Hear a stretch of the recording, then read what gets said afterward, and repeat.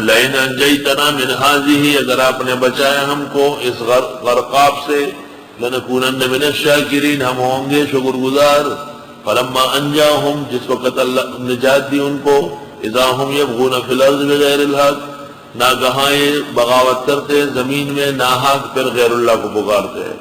یا ایھا الناس، اے لوگو، انما بغیکم علی انفسکم، بے شک تمہاری سرکشی تم پر پڑے گی، متاع الحیات الدنیا، یہ سامان دنیا کا توڑا ہے، ثم الینا مرجعکم، پھر ہماری طرف پلٹو گے، فننبئکم بما کنتم تعملون، بس بتا دیں گے تم کو جو تم عمل کرتے تھے۔ انما مثل الحیات الدنیا کماء انزلنا، بے شک مثال دنیا کی زندگی کی جیسے پانی ہے متاتے من السماء، آسمان سے، فاختلط به نبات الارض، مل جاتا ہے اس کے ساتھ سبزہ زمین کا، مما یاکل الناس والانعام، ان چیزوں میں سے جس کو کھاتے ہیں لوگ اور مویشی۔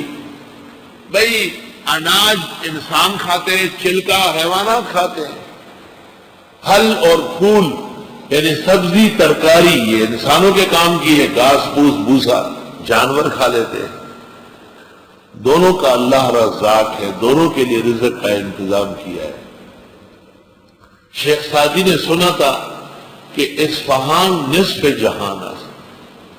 ایران میں ایک شہر ہے بہت بڑا اصفہان، اصفہان نصف جہان ہے۔ یار یہ کیسے شہر ہے کہ جو آدھی دنیا کے برابر ہے؟ کیوں؟